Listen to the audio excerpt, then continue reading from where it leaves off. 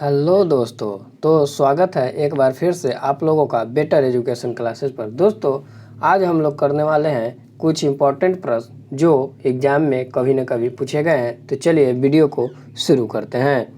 दोस्तों, पहला क्वेश्चन है कि कठोर उपनिषद का संबंध किस वेद से है।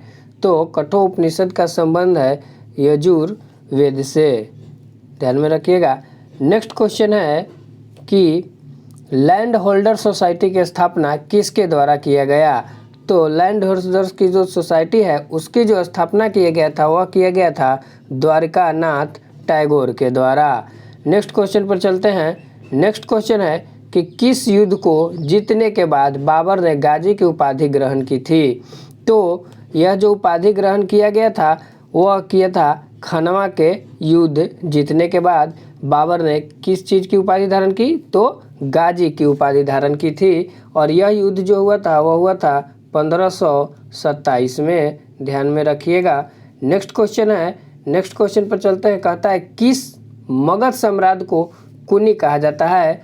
तो आजाद शत्रु को क्या कहा जाता था, कुनिक कहा जाता है। नेक्स्ट क्वेश्चन पर चलते हैं।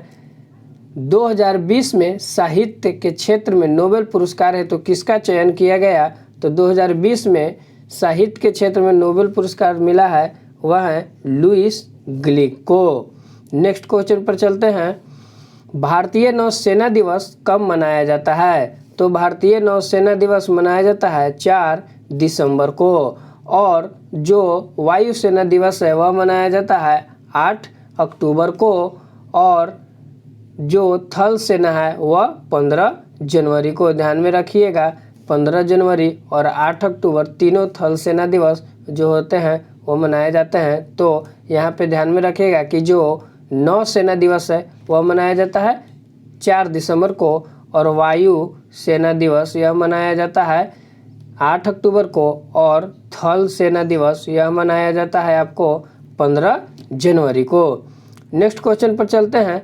नेक्स्ट क्वेश्चन है कि प्रोजेक्ट एलिफेंट की शुरुआत किस वर्ष की गई थी। तो प्रोजेक्ट एलिफेंट की शुरुआत 1992 में किया गया था। और एक चीज़ और ध्यान में रखिएगा कि जो टाइगर प्रोजेक्ट है उसका जो शुरुआत हुआ था 1973 में हुआ था। क्या, टाइगर प्रोजेक्ट, इसे भी ध्यान में रखिएगा, बहुत बार एग्जाम में पूछ चुका है। नेक्स्ट क्वेश्चन पर चलते हैं। नेक्स्ट क्वेश्चन है कि विश्व पर्यावरण दिवस कब मनाया जाता है। तो विश्व पर्यावरण दिवस 5 जून को मनाया जाता है। नेक्स्ट क्वेश्चन पर चलते हैं। भारत में मौद्रिक नीति कौन निर्धारित करता है।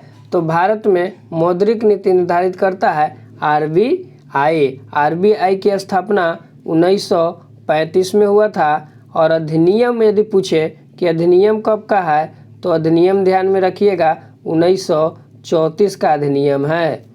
नेक्स्ट क्वेश्चन पर चलते हैं। नेक्स्ट क्वेश्चन है कि गेल की स्थापना किस वर्ष की गई। तो गेल की स्थापना 1984 में किया गया था। नेक्स्ट क्वेश्चन पर चलते हैं। राज्यों की सीमा क्षेत्र में वृद्धि कमी नाम परिवर्तन से संबंधित विधेयक पर निम्नलिखित में से किसकी मंजूरी आवश्यक है। तो यह राष्ट्रपति का मंजूरी आवश्यक होता है। आप लोगों को पता होगा कोई भी विधेयक यदि पास होता है तो राष्ट्रपति के पास मंजूरी के लिए जाता है। नेक्स्ट क्वेश्चन पर चलते हैं। निम्नलिखित में कौन सा सही सुमेलित नहीं है। तो ए में है कि समानता का अधिकार अनुच्छेद 14 से 18, तो ये तो सही है। और स्वतंत्रता का अधिकार अनुच्छेद 19 से 22, ये भी सही है। और शोषण के विरुद्ध अधिकार अनुच्छेद 23-24, ये भी सही है। और धर्म की स्वतंत्रता अनुच्छेद 25 से 28, तो ध्यान में रखिएगा 25 से 28 नहीं है, 25 से 27 ना होकर यहाँ पे क्या होगा, 28 होगा। तो इसका जो सही उत्तर होगा ऑप्शन डी, यानी कि यह सुमेलित नहीं है, यह गलत दिया हुआ है। धर्म की स्वतंत्रता का अधिकार जो है वह 25 से अनुच्छेद 28 तक है, न कि 27 तक। नेक्स्ट क्वेश्चन पर चलते हैं कि उच्चतम न्यायालय के न्यायाधीशों की संख्या बढ़ाने की शक्ति किसके पास है। तो उच्चतम न्यायालय में यदि न्यायाधीशों की संख्या बढ़ानी हो तो वह संसद के सहमति से बढ़ेगा। नेक्स्ट क्वेश्चन है आपका कि लोकसभा की बैठक किस प्रकार समाप्त की जाती है। तो ध्यान में रखिएगा, यहाँ पे ऑप्शन है कि स्थगन द्वारा, सत्र अवसान द्वारा और विघटन द्वारा और उपयुक्त सभी के द्वारा। तो यहाँ पर जो आपका आंसर होगा वह डी होगा, उपरोक्त सभी के द्वारा। नेक्स्ट क्वेश्चन पर चलते हैं। ध्वनि का तरत्व किस पर निर्भर करता है। तो ध्वनि का तरत्व निर्भर करता है आवृत्ति पर। नेक्स्ट क्वेश्चन है कि अवतल लेंस से हमेशा निम्नलिखित में से कौन सा प्रतिबिंब बनता है।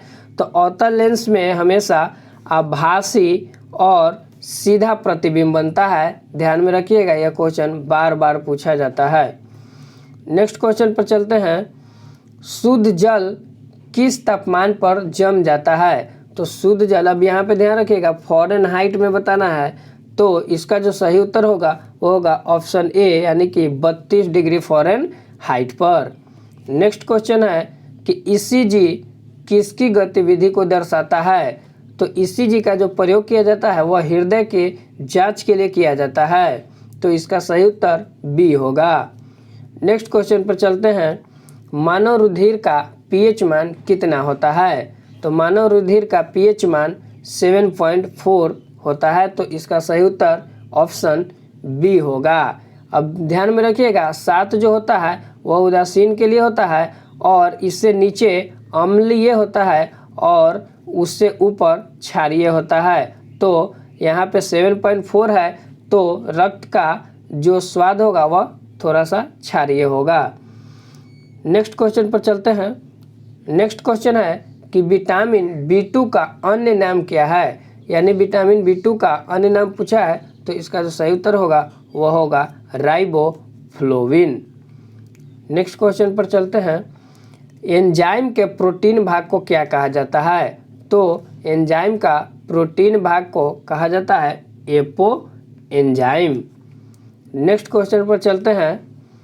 परमाणु संख्या 29 किससे संबंधित है। तो परमाणु संख्या जो 29 है उसे प्रायोगिक टेबल के ब्लॉक डी में रखा गया है, और 29 किसका परमाणु संख्या है। तो Cu का है, यानी कॉपर का है। ध्यान में रखिएगा। नेक्स्ट क्वेश्चन पर चलते हैं। नेक्स्ट क्वेश्चन है कि निम्न में से कौन कार्बोलिक अम्ल के नाम से भी जाना जाता है। तो कार्बोलिक अम्ल के नाम से जाना जाता है वह है फिनॉल। नेक्स्ट क्वेश्चन है कि चिली सोडा किसका सामान्य नाम है। तो चिली सोडा सामान्य नाम है सोडियम नाइट्रेट का। इसका फॉर्मूला ध्यान रखिएगा NaNO3 होता है, NaNO3 होता है। नेक्स्ट क्वेश्चन पर चलते हैं। निम्नलिखित में किसका उपयोग परमाणु भट्ठी में नियंत्रक छड़ के रूप में किया जाता है। तो परमाणु भट्ठी में नियंत्रक छड़ के रूप में बोरॉन के छड़ का उपयोग किया जाता है, साथ में कैडमियम का भी प्रयोग किया जाता है। यदि ऑप्शन में बोरॉन न होकर कैडमियम दिया हो तो ये भी सही होगा। नेक्स्ट क्वेश्चन पर चलते हैं कि किस प्रकार के अभिक्रिया से सबसे अधिक हानिकारक विकिरण पैदा होता है। तो इसका जो सही उत्तर होगा वह होगा संलयन अभिक्रिया। ध्यान में रखिएगा, इंपॉर्टेंट है। अब यहाँ पे सूर्य का जो ऊर्जा का स्रोत है वह भी यही है। सूर्य से ऊर्जा हम लोग को जो प्राप्त होता है वह संलयन अभिक्रिया के द्वारा ही प्राप्त होता है। नेक्स्ट क्वेश्चन पर चलते हैं। कहता है कांगेर घाटी राष्ट्रीय उद्यान किस राज्य में स्थित है। तो कांगेर घाटी राष्ट्रीय उद्यान छत्तीसगढ़ राज्य में स्थित है। नेक्स्ट क्वेश्चन है कि भारत में बॉक्साइट का सर्वाधिक उत्पादन किस राज्य के द्वारा किया जाता है। तो यह उड़ीसा राज्य के द्वारा किया जाता है। लगभग 50% बॉक्साइट का उत्पादन केवल उड़ीसा राज्य ही करता है। नेक्स्ट क्वेश्चन है कि भारत में अधिकतर किस प्रकार के वन पाए जाते हैं। तो भारत में अधिकतर वन उष्ण कटिबंधीय पाया जाता है। तो आपका जो सही उत्तर होगा वह होगा ऑप्शन ए, उष्ण कटिबंधीय पर्णपाती वन। तो दोस्तों आज का वीडियो यहीं पे हम लोग समाप्त करते हैं। तो मिलते हैं अपने अगले वीडियो में। तब तक के लिए आप लोग यदि हमारे चैनल बेटर एजुकेशन क्लासेस को सब्सक्राइब नहीं किया है तो प्लीज़ सब्सक्राइब कर दीजिएगा और लाइक शेयर और कमेंट भी कर दीजिएगा। तो मिलते हैं अपने अगले वीडियो में, तब तक के लिए धन्यवाद, बाय बाय।